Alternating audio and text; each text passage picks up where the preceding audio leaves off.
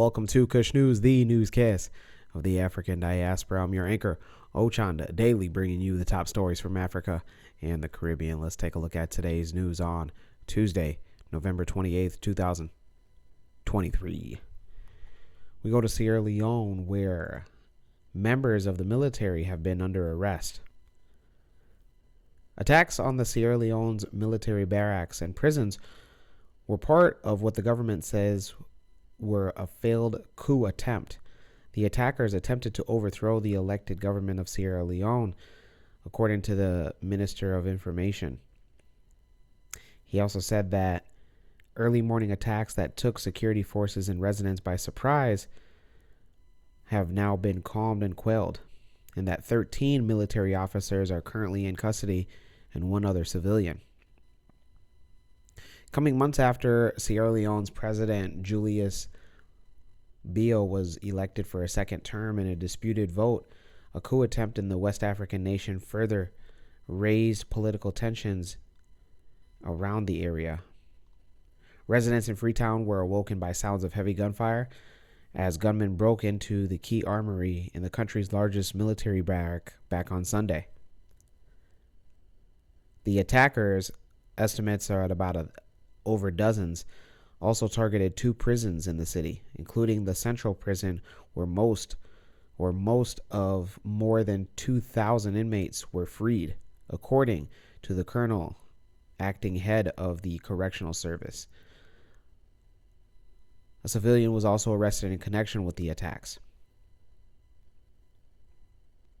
Many in Freetown and across the country of Sierra Leone remained indoors on Tuesday, more than a day after the government relaxed the 24-hour curfew.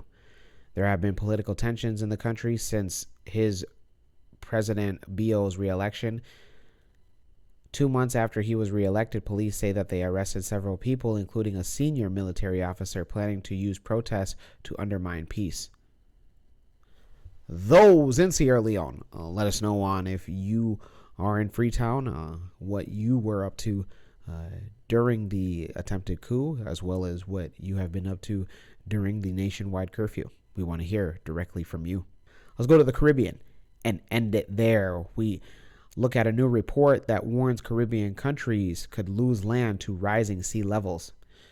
A new report is warning that several Caribbean countries, including Jamaica, without a shoreline, could permanently lose 5% or more of their cities to rising sea levels by the end of the century. In a report that was released on Tuesday, stated that the extent of coastal flooding has increased over the past 20 years, and as a result, cities, especially in the island nation of Jamaica, could be lost to rising sea levels. The report also said that hundreds of highly populated cities will face increased flood risk by mid-century relative to a future without climate change. This includes to land home to roughly 5% of the population of coastal cities, like cities in Jamaica. The study found that many low-lying regions along the coast of Latin America and the Caribbean and Africa may face severe threat to permanent. The data also shows that it notes that the highest level of global warming is approximately 160,000 square kilometers of coastal land, an area larger than the territory of Greece or Bangladesh. This would also be harmed by 2100, the turn of the next century. These impacts include empowering global citizens and decision makers with localized information on the projected impacts of climate change over the century and on people and their communities.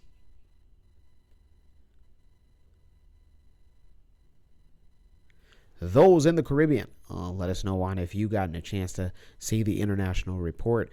For those that are curious, it will be in the description box below. When we come back, we'll take a look at today's African proverb of the day. Don't go anywhere.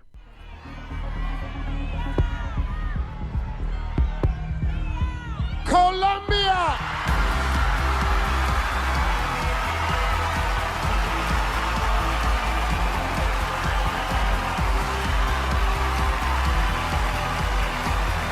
Okay, folks.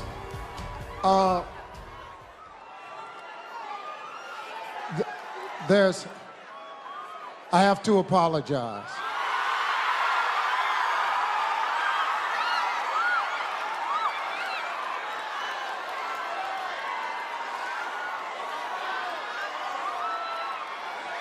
The first runner-up is Colombia.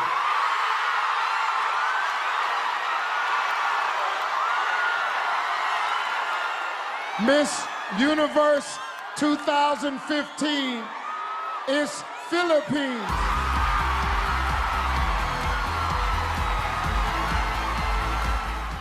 Costly mistakes like that by an untrained MC are the reason on why your event can become unforgettable for all the wrong reasons.